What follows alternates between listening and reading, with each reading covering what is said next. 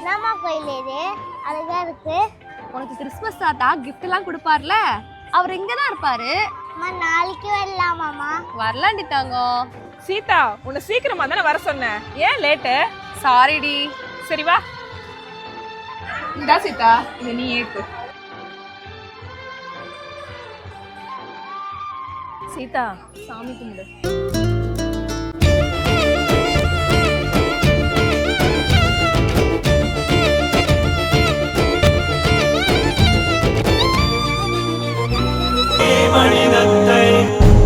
இனமென பிரிந்தது போதும், மதமென பிரிந்தது போதும், மனிதம் ஒன்றே தீர்வாகும்.